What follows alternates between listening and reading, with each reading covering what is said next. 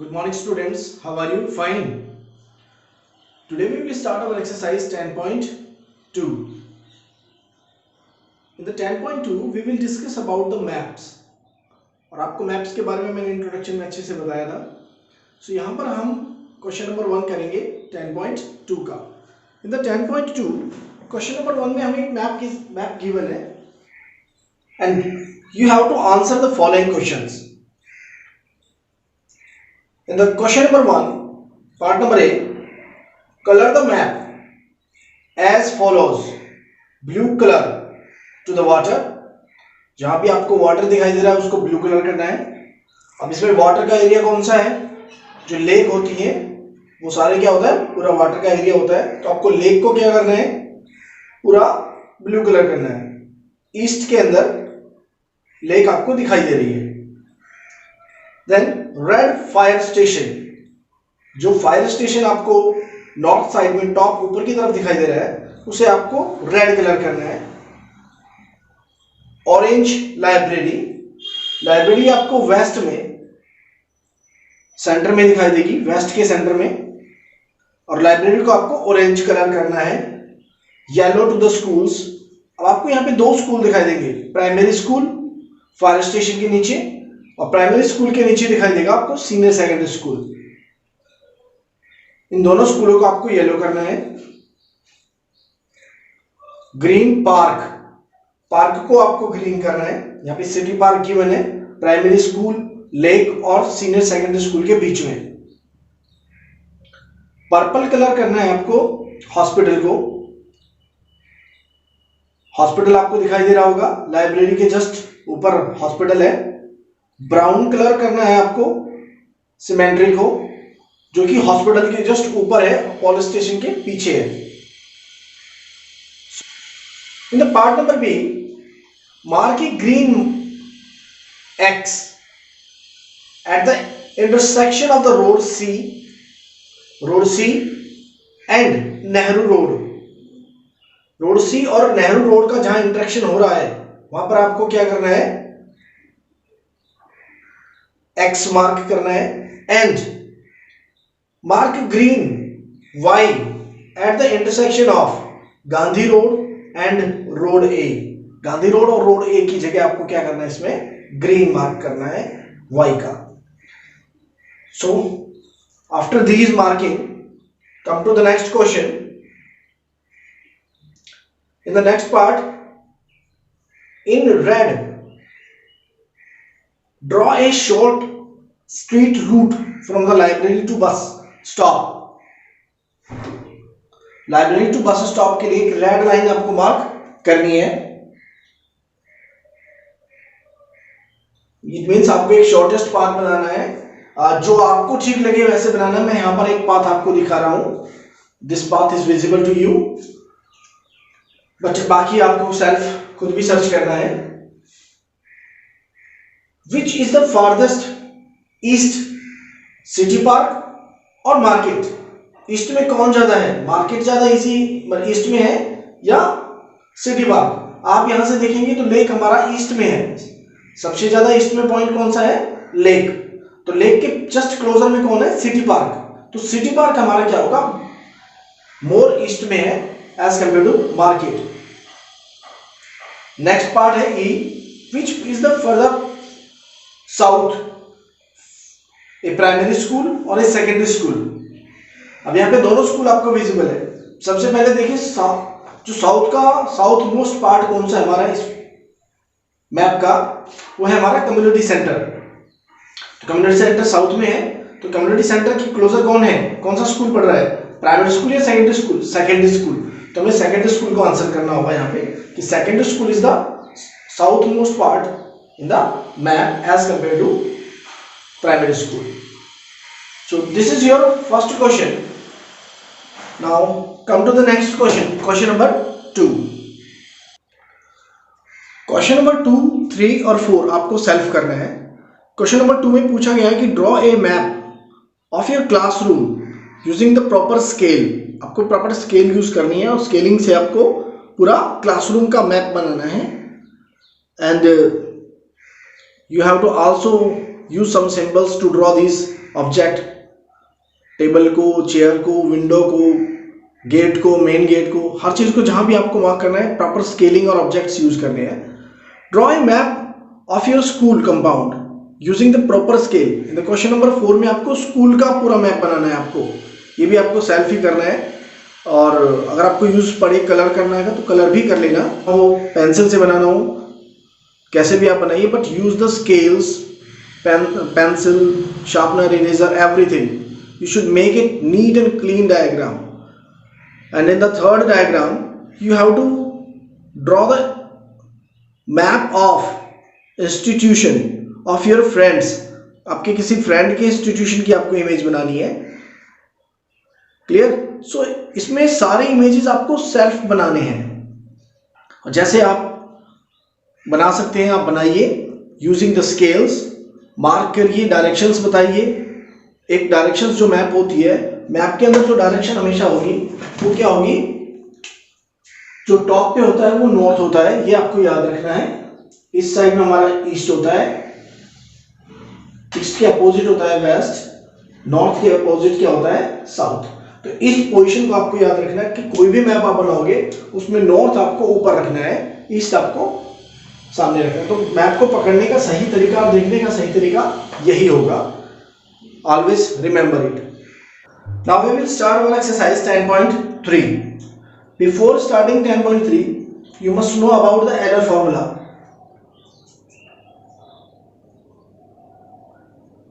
Euler's formula.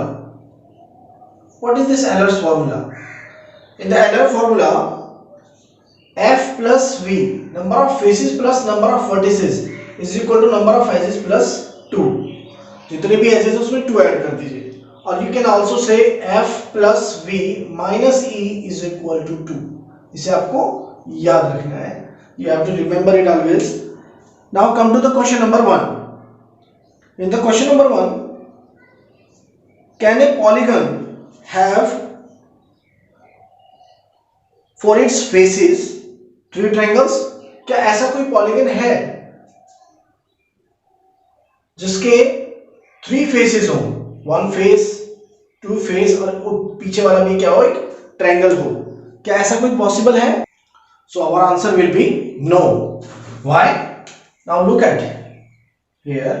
अगर हम इसे मैप बड़ा बना देते हैं थोड़ा, एक ट्रायंगल ही बन जाता है, दूसरा ट्रायंगल हमने ये बना दिया, और तीसरा ट्रायंगल इसके पीछे की तरफ है।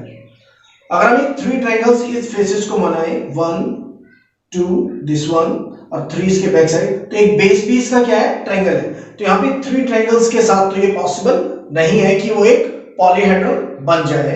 So our answer will be no to this. No polyhedron can be made using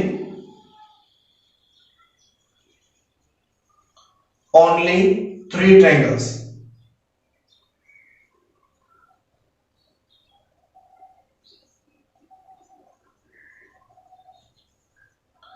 In the next one, question 1 के सेकंड पार्ट में आप देखिए कि इसमें पूछा गया कि 4 ट्रायंगल हो तो क्या आप ये बना सकते हैं?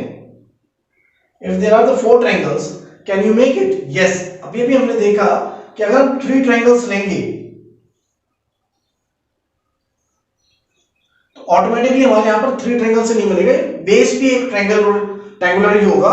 तो यहां पे कितने ट्रायंगल हो जाएंगे? 4 ट्रायंगल्स, 1 2 और एक 1 बैक साइड होगी, और एक जो हमारी नीचे की साइड है, बॉटम साइड। तो हमारे पास कितने ट्रायंगल होंगे? 4 ट्रायंगल्स होंगे। तो yes, A polyhedron can have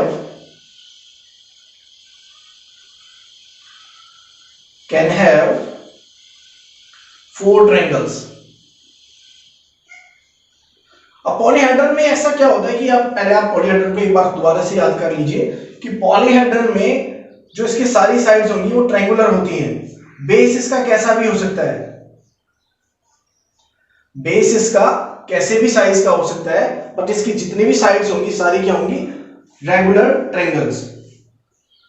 so अब आपको ये ध्यान हो जाएगा कि अगर ये 3 ट्रायंगल के साथ बनता है तो इसे हम बोलेंगे pyramid. With base triangular pyramid, जिसका बेस कैसा है, ट्रायंगल है 3 साइड के साथ। और अगर ये 4 साइड्स के साथ बनता है, जिसका बेस कैसा बनेगा, फिर इसका एक स्क्वायर बनेगा, तो इसे भी क्या बोलेंगे हम, स्क्वायर पिरामिड, क्योंकि इनका नाम जो होता है इनके बेस के हिसाब से बनता है। जैसा इनका बेस वैसा इनका शेप। देखिए इन दोनों शेप्स को आप देखिएगा, ये स्क्वायर बेस है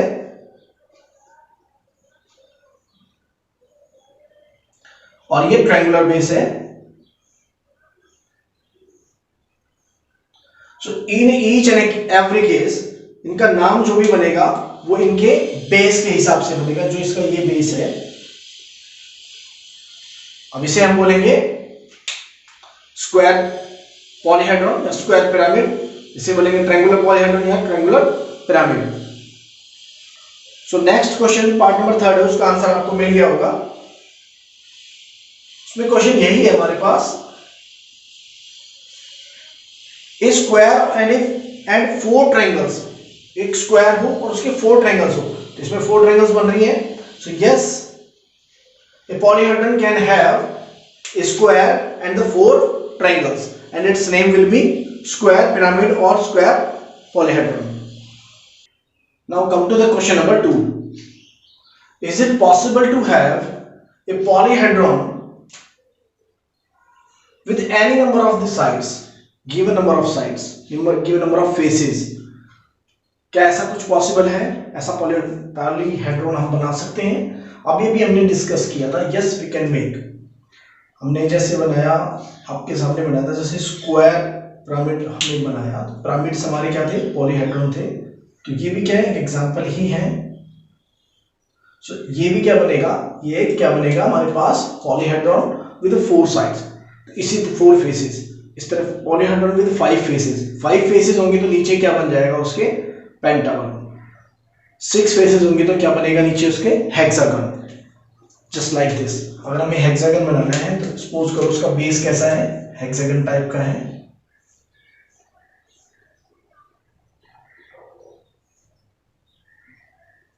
and we want to make it a polyhedron, तो इसको हमें क्या करना है, कॉमन पॉइंट से मिलाना है हर वर्टेक्स को।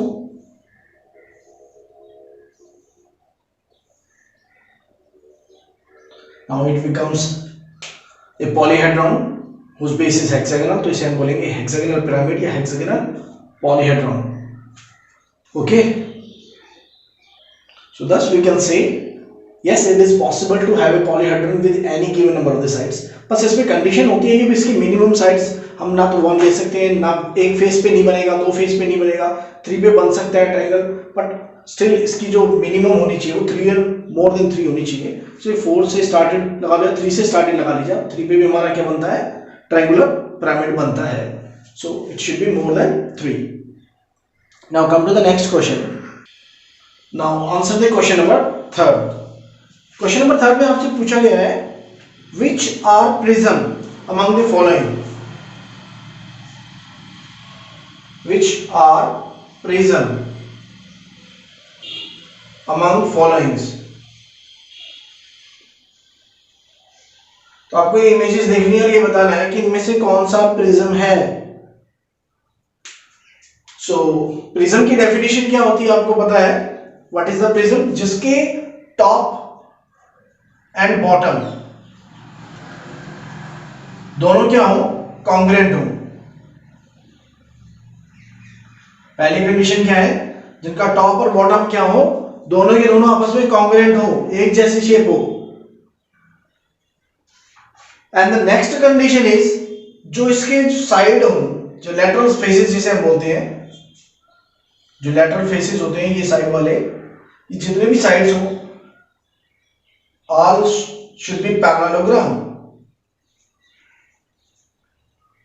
Lateral faces should be parallelogram. जितने भी इसकी लेटरल फेसेस आएंगी वो सब हमारी क्या होनी चाहिए, पैरेललोग्राम होनी चाहिए। पैरेललोग्राम होंगी तो हमारे पास क्या होगा, कौन सी इमेज इनमें से बन सकती है। पहले शेप को देखिए, क्या इसका टॉप और बॉटम एक जैसे हैं, नो, तो ये हमारा क्या है, it is not a prism. Next, क्या इसका टॉप और बॉटम एक जैसा है, यस। इसकी बॉटम की साइड में भी अगर हम देखेंगे तो वो भी हेक्सागोनल बनेगा। ये एक पेंसिल है और पेंसिल कैसी होती है, एक टॉपर बॉटम उसके एग्जैक्टली सेम होते हैं और सारे फेसेस क्या होते हैं, पैरेललोग्राम। तो it is a prism. Yes, मतलब इसकी शेप प्रिज्म जैसी है, हम ये नहीं कह रहे प्रिज्म है, प्रिज्म जैसी शेप है इसकी। प्रिज्म तो तब बनता है जब वह ट्रांसपेरेंट हो, जब ट्रांसपेरेंट होगा, लाइट पास होगी, then it becomes an actual prism. But this shape is similar to the prism shape. Now is it prism? इसका टॉप और बॉटम सिमिलर नहीं है, साइड्स भी इसकी सारी जो लेटरल फेसेस हैं, लेटरल फेसेस ये वाले होते हैं। तो लेटरल फेसेस के क्या हैं, आर नॉट पैरेललोग्राम। इसके सारे लेटरल फेसेस क्या हैं, पैरेललोग्राम हैं। इसके केस में देखिए, इसका टॉप और बेस दोनों क्या हैं, top and base are similar, congruent. Yes, और जो लेटरल फेसेस हैं, लेटरल सरफेसेस हैं, वो सारे क्या हैं, पैरेललोग्राम। सो ये भी क्या हो गया, एक प्रिज्म। ये दोनों प्रिज्म नहीं है, ये दोनों क्या होंगे, प्रिज्म होंगे। So now you can understand what is the prism. तो ये प्रिज्म की कंडीशंस है।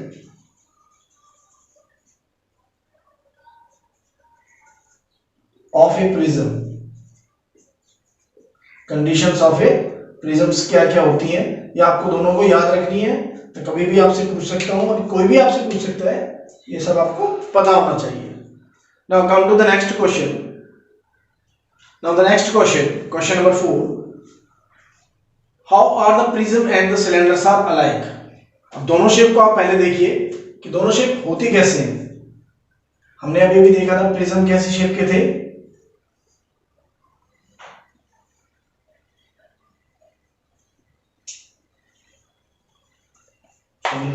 बन गया। प्रिज्म हमारी कैसी शेप के थे, जिसका टॉप और बॉटम एक जैसे हो। क्यूबिकल ब्लॉक है। अब एक क्यूबिकल ब्लॉक एक प्रिज्म भी है और एक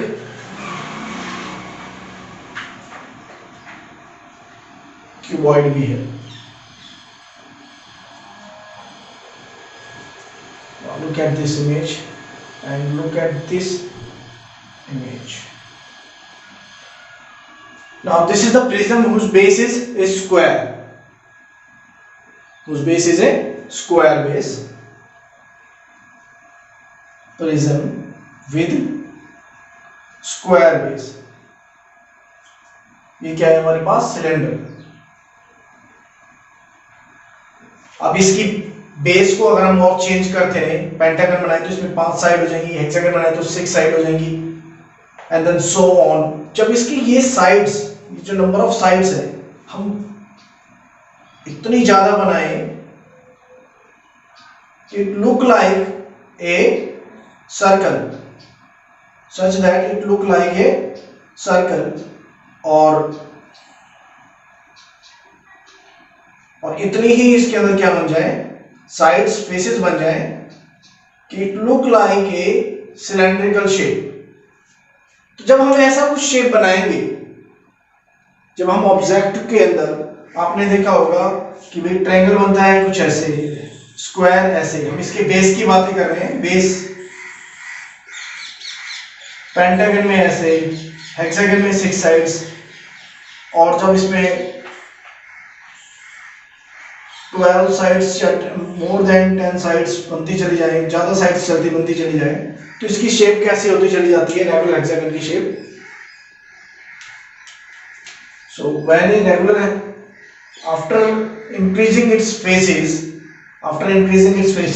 when it has more than, closer to the infinite sides, infinite faces इसके अंदर बन जाए, तो it look like a circle। तो जो इसका बेस होगा वो एक सर्कुलर के जैसा ही दिखेगा। तो it means it can be the similar, but only in the case when it has infinite many faces। जब इसके पास infinite many faces होंगे तो it can look like a circular, otherwise no options, because top और bottom इसके क्या होते हैं, दोनों प्रिज्म में दोनों के दोनों कॉन्ग्रुएंट होते हैं, एक जैसे सिमिलर होते हैं, बिल्कुल अलाइक होते हैं। तो सर्कुलर में भी, सिलेंडर में भी दोनों क्या होते हैं, सर्कुलर शेप होती है, अलाइक होती है। तो अगर हम इसको इनफाइनाइट मैनी फेसेस बना दें तो ये दोनों सर्कुलर फेसेस बन जाएंगे। एंड देन जो इसके जितने भी जो लेटरल फेसेस थे, लेटरल फेसेस सारे कैसे होंगे, दो बहुत क्लोजर में होंगे। They are the parallelogram but very closer to each others. तो इसको हम क्या कहेंगे, जब क्लोजर होंगे तो जिनकी थिकनेस इज नेगोशिएबल होगी, इनकी थिकनेस क्या जाएगी, नेगोशिएबल होगी। तो it will look like a smooth surface just like a cylinder. So it can B now comparable. तो इसका कंडीशन केवल एक ही होगा कि जब इसके पास फेसेस क्या हो, infinite many, so many faces. So similarly इसका सेकंड पार्ट है how many pyramids and the cone, how the pyramids and the cone are alike. इसके सेकंड पार्ट में हमारे पास क्या होगा, how are the pyramids and the cone are alike. Pyramids and cone, तो अब आपने देखे होंगे दोनों, ये भी, इसमें भी आंसर तो सेम ही जाएगा बट शेप आपको पता होना चाहिए। फिर भी अगर आप देख रहे हो कि भाई कोन कैसे दिखते हैं और हमारे पास पिरामिड्स भी आपको पता ही है,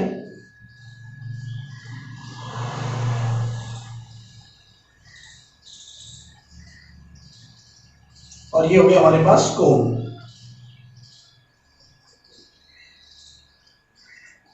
तो सेम रीजन इसमें भी सेम जाएगा। जब इसकी ये जो नंबर ऑफ फेसेस हैं, नंबर ऑफ फेसेस जितनी होंगी, it are closer to the infinity, तो it becomes an smooth lateral surface. इसकी जो लेटरल सरफेस क्या हो जाएगी, वेरी स्मूथ, और जो बेस होगा it's will look like a circle. Now it can be look like a cone. अगर इसको हम, इसकी जो नंबर ऑफ साइड्स हैं उसको हम क्या बोले, number of sides should be infinite many. So now it can be comparable. Now next question is a square prism is similar two cube. अब स्क्वायर प्रिज्म कैसा है, अभी मैं बता भी चुका हूं आपको, फोर्थ के फर्स्ट पार्ट में बताया था। तो हमारे पास सपोज कीजिए ये हमारा क्या है, स्क्वायर प्रिज्म है, ठीक है।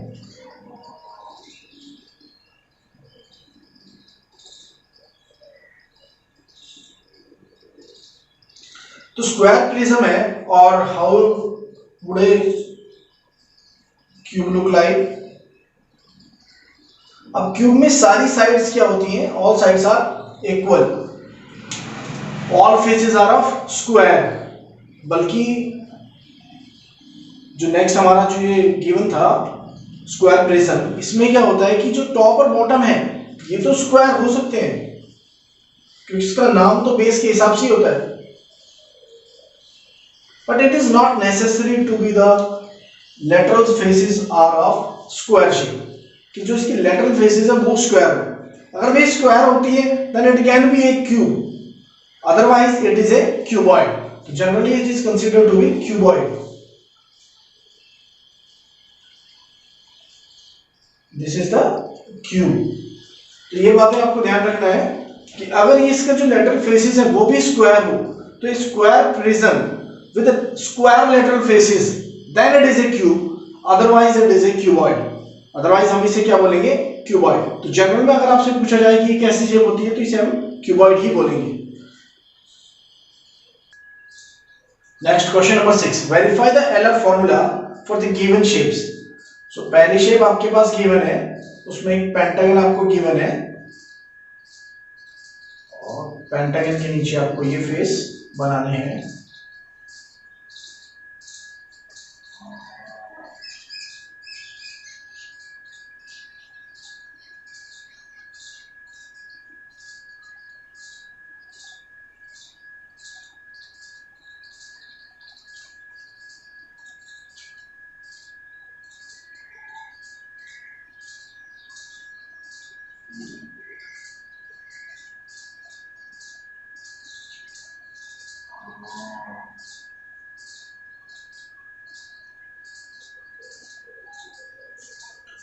सो इसके लिए आपको एलर फॉर्मूला चेक करना है। सो नंबर ऑफ वर्टिसेस हम गिनेंगे,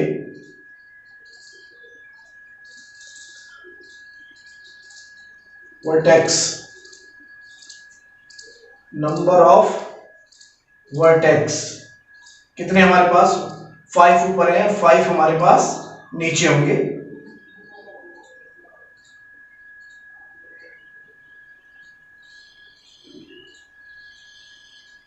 So 10 vertices are there.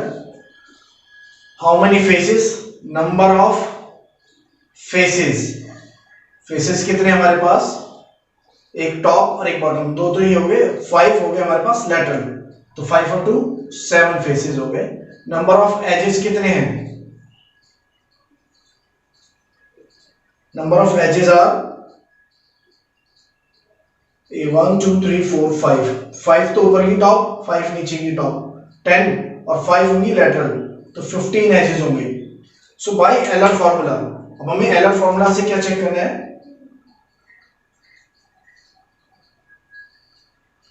हम यहां पर देखते हैं, here v plus F, v plus F कितना है हमारे पास, v प्लस एफ हमारे पास है 10 प्लस 7 17, और and e plus 2, e plus 2 कितना हो गया, 15 plus 2 17, so both are same. और एलर फॉर्मूला क्या होता है, एलर फॉर्मूला यही होता है कि v plus F number of faces, vertices plus number of faces is equal to edges plus number of edges plus 2। सो यहां पर हमारे पास क्या हुआ, as v plus F is equal to e plus 2, so Euler formula is verified for given figure। Clear? Similarly इसका second part हम करेंगे। तो नेक्स्ट शेप इज गिवन, और इस शेप के लिए हमें ये बताना है कि इसका एलर फॉर्मूला वेरीफाइड है नहीं है। तो इसमें भी हमें क्या फाइंड करना है, सबसे पहले number of vertices, number of vertex कितने हैं इसके अंदर, 1 2 3 4 5 6 7 8 एंड 9 वर्टेक्स हैं। और नंबर ऑफ फेसेस कितने हैं इसके पास,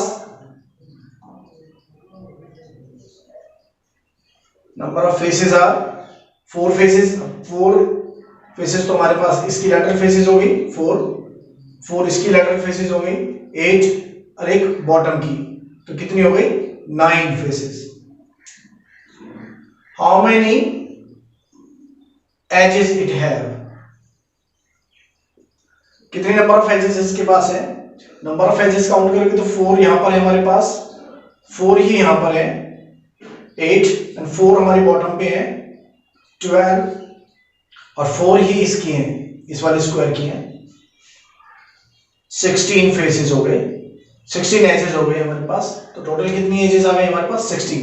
देखो 4 इसकी हैं एजेस, 4 इस वाले स्क्वायर की हैं, 4 इस वाले स्क्वायर की हैं 16, और 4 जो ये लैटरल फेसेस है ये वाली 4 है, तो कुल मिलाकर हमारे पास 16 एजेस हैं। Now we have to find here first of all v plus f कितना है, then we have to find e plus 2, क्या ये दोनों इक्वल आ रहे हैं, चेक करते हैं। v प्लस एफ कितना हो गया, 9 प्लस 9 18, e प्लस 2 कितना हुआ 16 plus 2 18, as v plus f is equal to e plus 2, so the given figure is, so Euler formula is verified for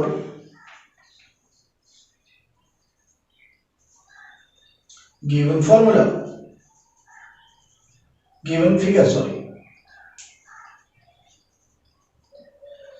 So this is your question number 6. Now come to question number 7. Next, question number 7. Using the Euler's formula, find unknown values. तो question mark हमने लगा रखी है, इनकी values हमें find करनी है। सो faces हमारे पास गिवन है वर्टिसेस गिवन है, एजेस गिवन है, तो इनको हमें कैलकुलेट करना है जो अननोन वैल्यूज है उनके लिए। In the first one let's give some values to this positions. Look at this. This is A, this is B, and this is C. Now in the first one, इसका error formula हमारे पास क्या होता है? V plus F is equal to E plus 2. इसके first part में देखते हैं हम कि V कितने हैं हमारे पास? वर्टिसेस हैं 6, फेसेस है हमारे पास A, E हमारे पास कितना है? Edges 12 plus 2. So 6 plus A is equal to 14. तो A is equal to what? 14 minus 6, 8. तो यहां पर अननोन वैल्यूज की प्लेस पर क्या आ जाएगा? 8. सिमिलरली नेक्स्ट पोर्शन में हमारे पास क्या गिवन है? For the next one formula same रहेगा, V plus F is equal to E plus 2, LR formula. यहां पर हमारे पास फेसेस कितनी गिवन है? 5. एच कितनी गिवन है? 9.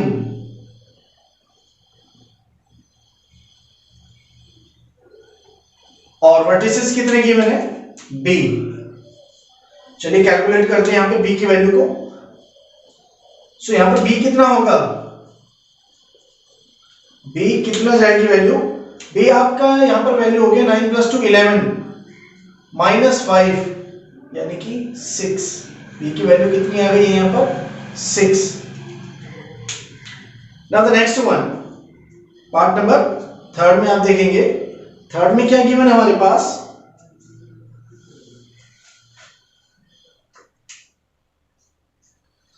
वर्टिसेस है 12, फेसेस है 20, एज कितनी होनी चाहिए? How many edge should be? यहां पर हमारे पास C गिवन है, सो कितनी एजेस होनी चाहिए? Let us calculate. +2, तो 20 plus 12 32 is equal to C plus B, C plus 2। तो यहां से C की वैल्यू कितनी आ गई हमारे पास? C is equal to 32 minus 2, it means 30 faces. तो इस तरह का अगर हमें इमेज या डायग्राम बनाएंगे तो उसमें कितनी इमेजेस जाएंगी, कितनी एजेस आएंगी? 30 एजेस। क्लियर? तो ये इस तरह के क्वेश्चंस आपको एग्जाम में पूछे जा सकते हैं। Now the next one, question number 8। In the question number 8 आपके पास कुछ फेसेस और एजेस गिवन है and you have to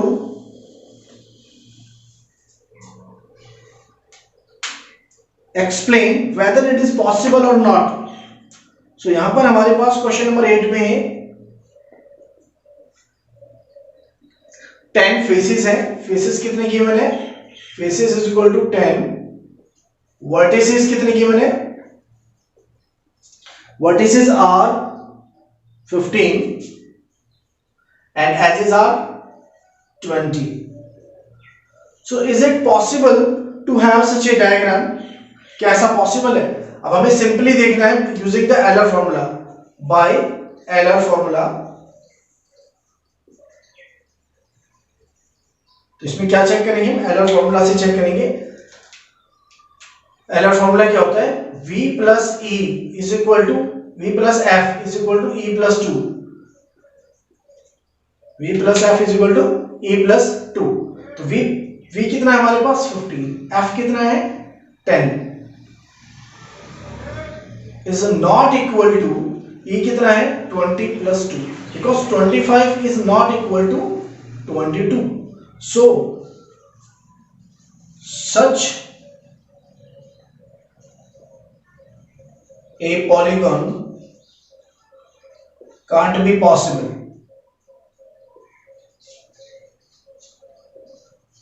So is it not possible? Yes, it is not possible। Okay, so solve all the questions in your fair notebook and send your homework to my personal WhatsApp number